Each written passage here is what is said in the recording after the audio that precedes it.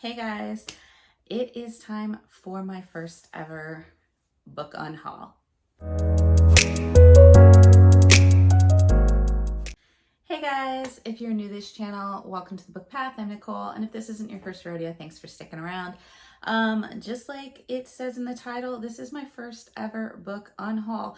For the past, I think, year or two, I have just been taking time to fill up my shelves that I finally now need to empty out one of my lower shelves. So without further ado, I'm just gonna go ahead and get into them because there are a lot.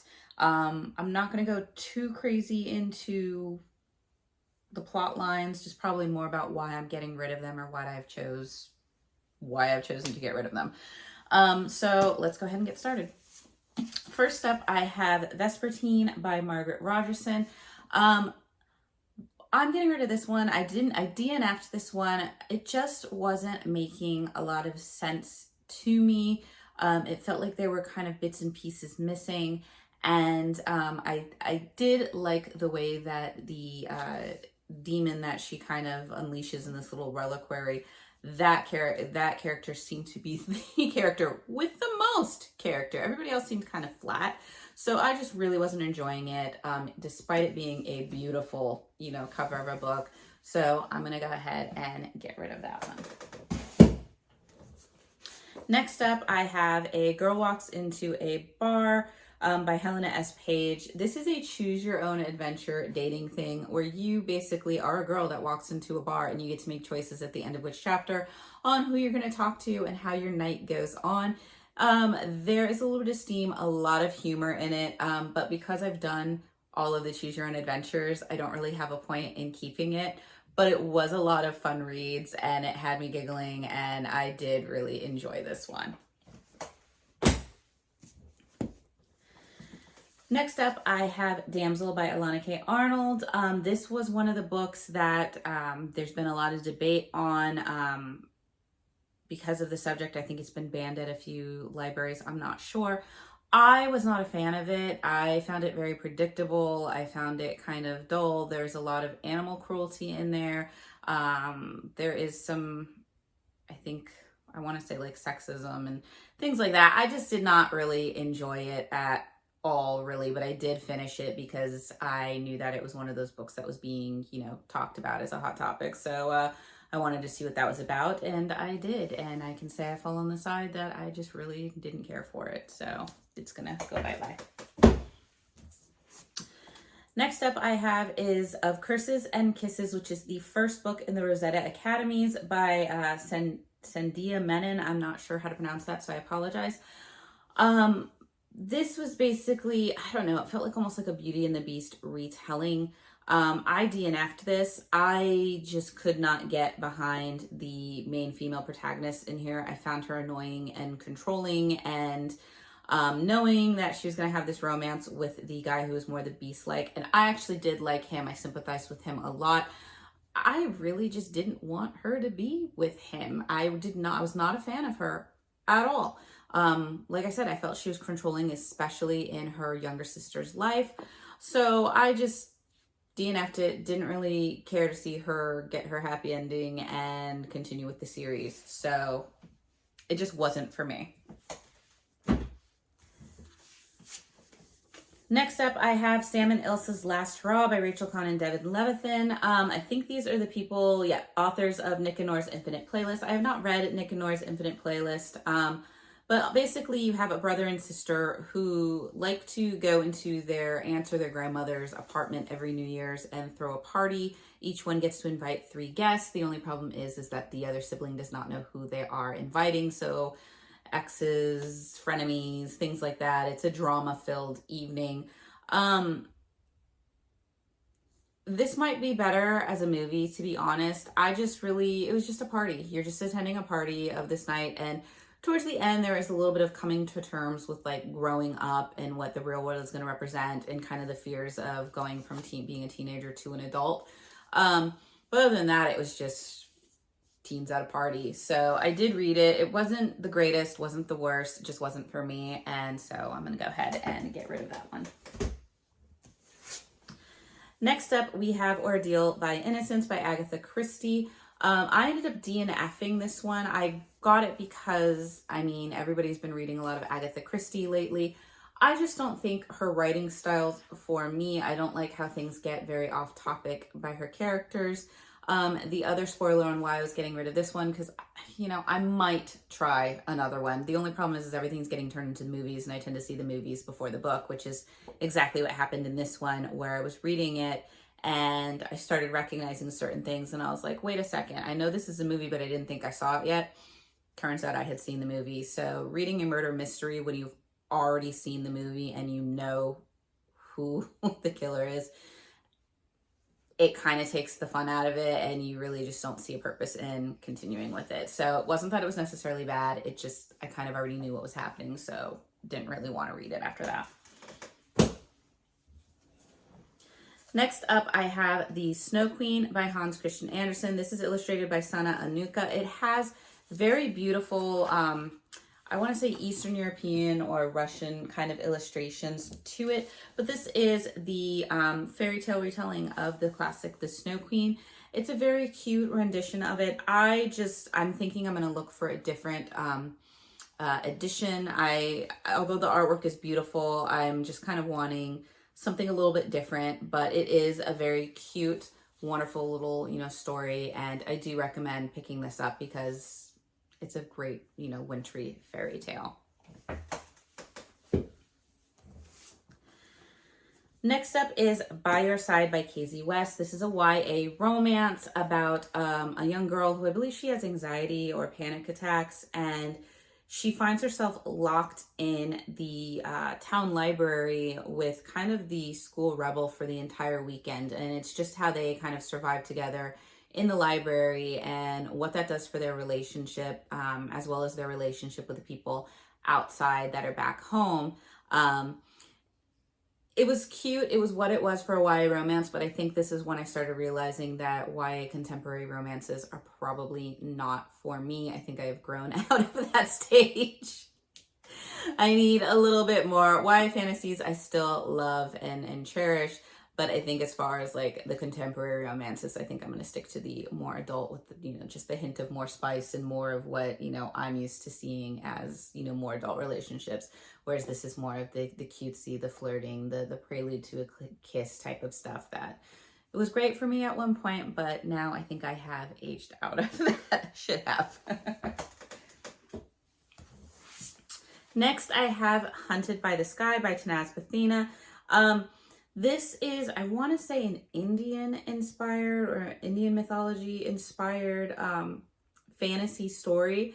It wasn't that it was necessarily bad. It just wasn't my forte of, you know, stories. You have basically a girl who is star cursed. She has this star and she's part of this prophecy. And so people are out to kind of hunt her. I did like the fact that I think this has the, you have another little boy or another teen, I should say, that he kind of grows up in, I want to say like the ghettos there. And it's just his story and her story and how they kind of come together. And I think by the end of it, they may or may not end up in the desert with like a women's like fighting unit, like they're protectors of the prophecy. And so they want to protect her and they're starting to train her and the boy. So it is part of a series. Interesting. It just wasn't interesting enough to hold my attention. And so that's why I'm going to go ahead and get rid of this one. Next up, I have Scavenge the Stars by Tara Sim. I know that this is, I think, one part in a duology or series or something. I'm DNFing this one. Well, I read this one, but I'm getting rid of this one. It just was okay for me. Like, it was what it was. I have no inclination to read the sequel to find out where the story goes. I just don't really care. I know this is supposed to be kind of influenced by the Count of Monte Cristo, which is why I picked it up. It had like pirates in there, and Count of Monte Cristo is one of my favorite movies. I do have to read the book. But it just wasn't enough to really get me excited to read the sequel. So I'm going to go ahead and get rid of that one and get myself some shelf space. Next up is a graphic novel, and that is Estranged by Ethan M. Aldridge. Once again, this is not bad. This is actually about a boy and his doppelganger and how they're switched at birth, and one grows up in the Fey Kingdom underground and the other one grows up human. And it's just about like, who is your family? What is, what does it mean to be a family? What does it mean to feel like you're the stranger and not understand why you are? It's got adventure in it. It's got, little mythical things in there. The illustrations are nice. It's nothing bad in here. Definitely one that it says it's ages 8 through 12, and I think that's that's appropriate.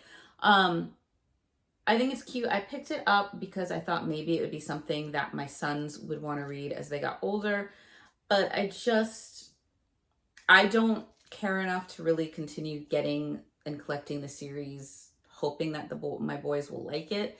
So I'm going to get rid of it for now, but should they get older and see this and want to read it, well, then I have no problem with it because I didn't think it was anything bad. It was entertaining for what it was, definitely more for a kid, which is probably why I didn't feel too much for it.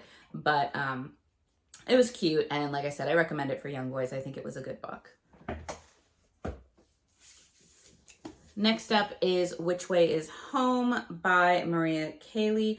This is a historical fiction book for, I want to say, like young middle grade. It's basically a story about a girl in Eastern Europe, and she has to basically hide away with her family and go through the woods to try to meet up with her father during World War II, as kind of, the powers are taking over and booting people off and arresting people, and you're having people disappear, and this little girl doesn't know. So you're seeing the story through her eyes and kind of how they have to travel through the woods to get to safety. Very short read, very almost fairy tale idealistic in the way that it was written. There's nothing in here that is going to be absolutely horrifying for a child to read. It's more of that kind of looking over your shoulder and the fears that you might not be reunited. So it's kind of that that makes this a little wary for kids, but I do think it was a really well told story, and I do recommend for young children. I just, like I said, need shelf space, and now that I've read this one, I don't know if it's anything that my kids would want to read, so I'm gonna go ahead and get rid of this one. Next one up. Oh, this kills me to get rid of this one, but it must be done. I've had it for a while, and that is The Princess Bride by William Goldman. This is obviously what the movie that I absolutely adore is based off of. Why am I getting rid of this when I love the movie so much? And this is such a beautiful, beautiful copy, because I did not care for the book at all. The book is different from the movie. I prefer the movie so much more, although there is a little bit more as far as the dungeons when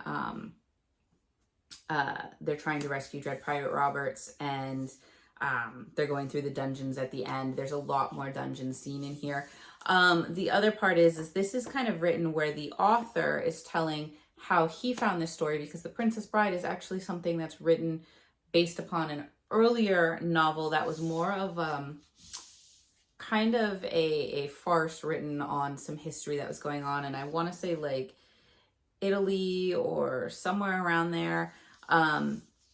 So there's kind of the anecdotes and everything in there, and how he was writing this story, and why he was writing this story, and even the things that he talks about where he's like, in one section, he's like, I cut like 20 pages out of the original because all it was Buttercup packing her suitcases for like 20 pages, and I feel like you didn't need to read that.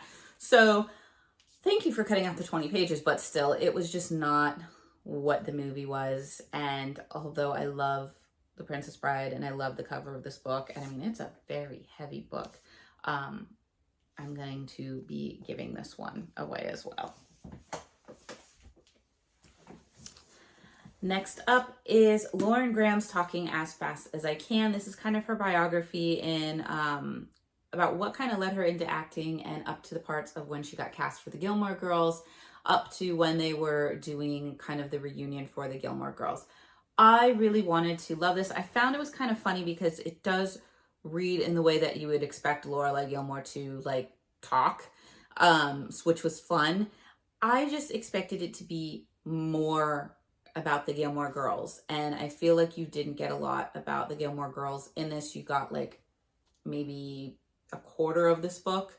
So it was fun for what it was. And like I said, the writing style was fun because it is written by her. If you get the audiobook, it is actually narrated by her as well, which was fun because it really does feel like Lorelai Gilmore is talking to you, which, you know, got me some giggles, but it just isn't enough for me to hold on to the book. Next is David and Lisa, Geordie, Little Ralphie, and the Creature. This I got because this was on my 40 before 40 list as something that I wanted to read. I did read it. I found the story was really interesting. You basically have David and Lisa who are diagnosed with, I think one might have, I don't know if it was varying stages of autism or, yeah, David has autism, I believe, and Lisa is schizophrenic. And it's just kind of the relationship that develops between the two teens and the regard they hold for each other while talking to their psychologist and their therapist and going through that, and how the friendship between them actually helps with their diagnoses and the ailments and things that they're going through. So it was an interesting story. Highly recommend if you are interested in like if you're a psychology major or sociology major, or just trying to, if you know somebody or work with anybody who has a mental disability or diagnosis, then I recommend it because it does give you a little insight into the different variations of ways that these young adults are kind of going through what they're going through. So it was good. I just read it, so I'm not going to reread it, so I figured I'd pass it along to someone else. Next up, I have You Reached Sam by Dustin Tao. This, I loved the cover. It was really a cover buy for me. And then when I found out that the whole story is that there's a young girl and her boyfriend passes away and she gets a phone call from him and she's able to communicate with his spirit through the phone. Just the kind of warmth that gave, but also the sorrow knowing at some point you'd have to say goodbye. It just touches my heartstrings. It was sweet. You can definitely get a sense of kind of the trauma that goes through with this as people are trying to heal from the grief. But it was what it was. It wasn't anything amazing, but I think it was what it kind of needed to be for a younger audience. It just didn't hit me as much as I think it's probably hit others because, like I said, I think this was written, it is a YA book, so I think it is written with a YA audience in mind. And as an adult, when you read through this, you can kind of see it through a different perspective that maybe makes things seem like they're not all as world-ending. However, for the characters and for a young adult, it would very much feel that way. So it was a good book. I just not going to reread it, like I said, and even though it's a beautiful cover, need the shelf space. Oops. Piles are falling. Next up, I have Crystal Sestari's The Best Kind of Magic. This is the first book in the series. I just expected more from it. This is a YA contemporary kind of romance about a young girl who she can see like your chosen mate, basically your fated mate, in your eyes. She reads cards. So she works at her mother's or her aunt's magic shop, and she kind of does these love fortune tellings. The only problem is she can't see her own mate. And so there's a boy at school that she has a crush on, but she's already looked into his eyes and she's seeing that she is not his mate. So it's kind of the romance that goes on, the unrequited love that goes on, but also a mystery that starts to happen when people start going missing and there are goblins starting to run amok. So even though it's YA, I felt it was probably maybe even on the younger side of YA, really not that dangerous.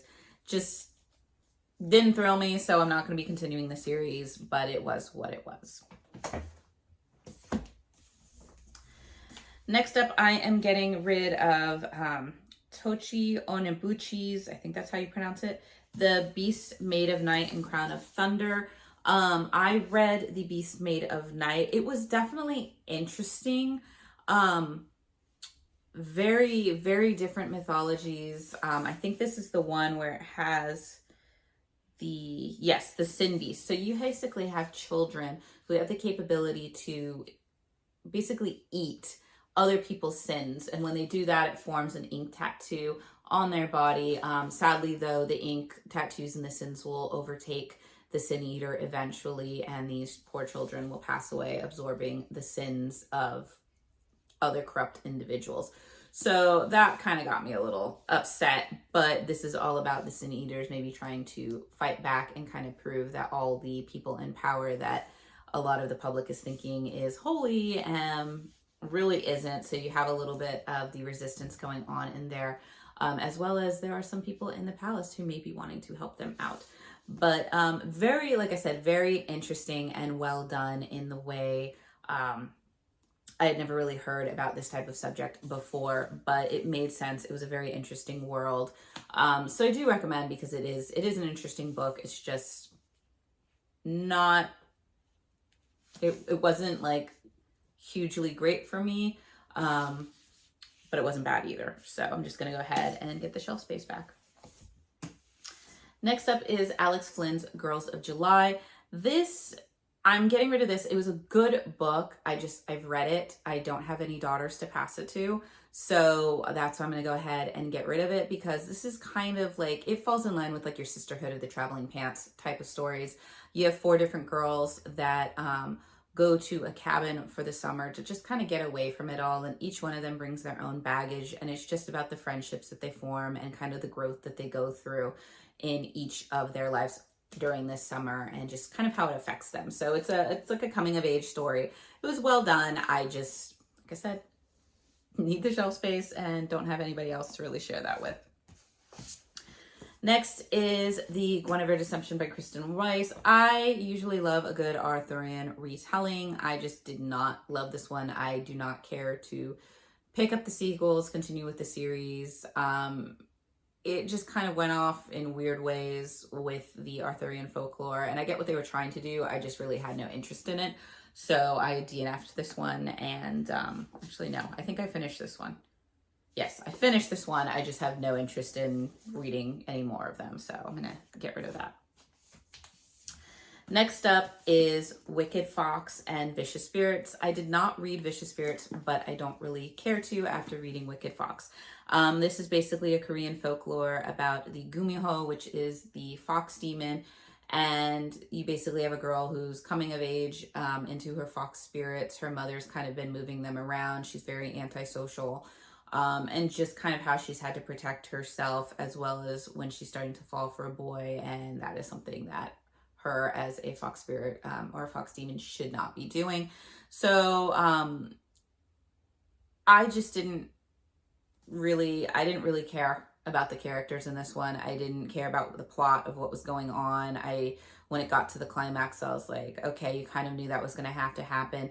So it just really wasn't good for me. So with that, I'm not going to be reading Vicious Spirits. I've heard there are some people who like it. Like I said, I thought it was great because you don't really see a lot of the Korean folklore coming in books at the time that I got this. But it's just, I expected a little bit more from it, especially when it's like, 400 pages. So I'm going to go ahead and be finding a new home for those. After that, I have Not Your Average Hot Guy by Gwen DeBon. I thought this was kind of funny. It's kind of almost like a rom-com where you have a girl that runs an escape room with her family, and there's a cult that wants a book that she uses as a prop, and you find out, lo and behold, it's not a prop, it's a real like spell book, and this like cult wants to summon a demon and take over the world. And so her and her friend kind of steal the book, and they accidentally summon the Prince of Hell, and just kind of the funny little twists and turns that it makes. It was cute. It was unique. I just don't really like it. It was what it was. And I know that there's like a sequel to this. I think I am good with just stopping at the one. I think the way it ended was perfectly fine for me. I don't need to continue their journey, and I'm just going to leave it as is and send this one on its way. Next up, I have Seven Deadly Shadows by Courtney Alameda and Valen E. Maitani. This is a story about a young priestess who is set upon by the monsters of her world. She works at a Shinto shrine, and there's basically a demon lord that wants to take over. And in order to fight against him, she must find her seven deadly shadows, her seven warriors to protect her and fight the great epic battle at the end to defeat the darkness. It is Japanese mythology inspired. It was good. It wasn't great.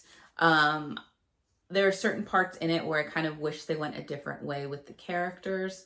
But I did love the fact that it was, you had the yokai in here because I, have watched a good deal of anime, and I do love anything that kind of has your yokais and your fox demons and your wolf spirits and all those. So it was fun for that. It was definitely interesting. I just thought it could have been a little bit more. Plus, I think there were times where I get that she was trying to explain as the author the customs and traditions of the Japanese culture. And I think she spent a little bit too much time on those, where I think she did it and then she'd do it again. So it became kind of like redundant, where it's like, okay, you already told us about it. You don't need to redefine what it is when you've already told us. So that got a little bit annoying. But like I said, it was definitely an interesting read. So didn't hate it, but I didn't love it either. So next up is Jonathan Harvey, All She Wants. I have not read this one, but as time goes by, I just realized I am not going to. It sounded funny at the part. It sounded like it's supposed to be it says, what happens when the girl next door becomes the girl off the telly? It just sounded like really funny, but the more and more longer, I just really don't care to read it. So I can't tell you much about it, except I'm probably not going to read it. So instead of just sitting on my shelf and glaring at me, I will find somebody who does want to read it. Next is another one that I am sad to see go, and that is Gods and Monsters by Janie Mari. I loved this book cover. I loved it. It was like hauntingly beautiful and gorgeous guy on the background. I really wanted to love this. I ended up DNFing it. It got too out of hand for me. Basically, you have this apocalyptic world where zombies are going, and you have this woman who she is a mother, and her marriage is kind of falling apart. She has two children. One of her children is autistic, and just trying to be, survive. And out when she's running around trying to survive, she gets bitten, and so she has to say goodbye to her family. And when she thinks she's going to die, a bunch of vampires come in to save the day. One of them sees her and turns her because, lo and behold, she is his fated mate. These vampires also happen to be the Knights of the Round Table. Yep. Yeah, I did say it. King Arthur and his Knights of the Round Table are vampires in this. Sounds like it could be cool because I was like, okay, that's interesting take. But then you start throwing Lucifer and the King of Hell and the Grim Reaper, and everybody wants this girl for some whatever power. It just wasn't getting believable for me. It just felt like everything but the kitchen sink was thrown into the story. The way that she somehow, like, they give her like some guns and she's like, oh, I've never really shot guns before. Then she goes out there and she's like annihilating the zombies like she's, a friggin' Navy SEAL or something. But it just was getting less and less believable, the story, as it went on, and that kind of broke my heart because I had been really wanting to read this because, like I said, the covers just look stunning, and the story, I like the fact that she was an older woman. I like the fact that she had a child with special needs. I just loved the basic plots behind this, but just the execution just killed me, and I just DNF'd. And so sadly, this book is going bye-bye, and hopefully it will find a home with somebody else who will really love it. Next up is The Eye of the World, which is the first book in the Wheel of Time series by Robert Jordan. I got this because I had planned to partake in the Wheel of Time readathon that was going on. sadly, I just kept getting into this and I was just bored out of my mind. It is so slow, and I am not one for those like slow, epic, high fantasy types. I saw the first season of the show and I loved it. Started watching the second season, did not love it as much. So this is just not for me. Very long, very slow read. So I am definitely not continuing with the series. So there's no point in me keeping the first book. Next up is a recent read, and that is I Never Promised You a Rose Garden. I'm getting rid of this, not necessarily because, well, I shouldn't say that. I was not a fan of it. It wasn't necessarily a horrible read. I just didn't think this was the direction the book was going to go to. There's a lot of anti-Semitism in this book. There is a lot of bullying between the patients in the psych ward. Basically, you have a young 16-year-old girl who has schizophrenia, and this is post-World War II. And when people really didn't know much about mental illnesses, and so she ends up at a medical facility, and you see it from her eyes on how the patients are kind of being treated, what she kind of goes through with her therapies, how she retreats into her own kind of world that she has. And there was just a lot of kind of, I've seen worse portrayals of the psychological system from like post World War II, the 60s. Like, it was, in truth, I mean, the whole system was just absolutely horrific to the patients, and it's heartbreaking to know that this is something that these people had to go through. It really truly is. And so I know this is a little bit lighter than some of the other things I have read. I would recommend it. I think, as you can see, this was like a textbook. Makes perfect sense, because I would recommend this as a textbook for somebody who is studying to become a therapist or a psychologist or a psychiatrist, somebody who plans on working with people, especially young adults with mental disabilities or any type of with any type of mental diagnosis or disabilities. Was definitely not a happy book. So with that being said, I'm going to pass it on to someone else. Next up, I have volumes 2 and 3, which is Midnight at Madame Leota's and Grim Grinning Ghost, parts of the Haunted Mansion miniseries. I got these for my Haunted Mansion vlog, which I will put down below. These weren't bad, they just weren't for me. They reminded me of those scary stories that you got at the book sales, which I know I've said before. More of this, you can read the Haunted Mansion video about more of the synopsis of what these were about. They just were not my cup of tea. I wanted more Haunted Mansion, and this was not it for me. So I'm going to go ahead and pass these on as well.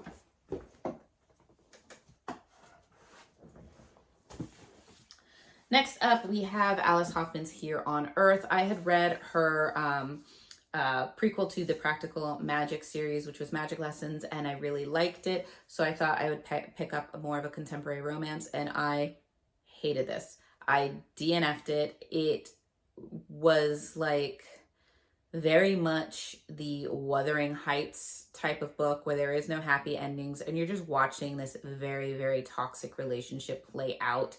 And I had no wish to do so. So I ended up DNFing it. And so it's like, if you like Wuthering Heights, if you like eating popcorn and watching a toxic relationship unfold, then this book is for you. I wasn't rooting for anybody in this book, and so I just wanted out. Next up is the first 2 books in the Magicians trilogy, which is The Magicians and the Magician King. I had read Magicians a long time ago and I didn't really love it, but then I watched the series from Sci-Fi and loved that show. It is one of my most favorite shows of all time. So I wanted to give the books another chance, and I tried, but I just didn't care. Like, the books are a little different from the show. And I just am one of the ones that prefer the show in this case. It wasn't that these are bad. It's definitely like a messed up Harry Potter for adults, because there are like drug references and, you know, profanity and sex in it. Interesting world. Like I said, I loved the television series, but I just am not loving the books. So I'm going to go ahead and get rid of those. And I believe this is the last book. And this is Minnie McGinnis's Be Not Far From Me. I really wanted to like this one because I liked the premise of this young girl who basically catches her boyfriend cheating on her when her and her friends are hanging out in the woods, and she runs away and ends up getting hurt. She's now stranded in the woods, and it's her story of survival and kind of going through the woods. I was really excited for that, and I lost my steam for it almost immediately when you find out that she already has some basic survival skills. She goes hiking a lot. She knows the forest. She knows the plants. She knows things. And that just really kind of killed it for me because I wanted to see like an average teenage girl fight for her, fight for survive, become stronger, become more knowledgeable at it. I wanted to see that growth. And just the fact that she already kind of had it didn't really do much. And then the fact that she had these skills and yet you don't really see much of them come into play.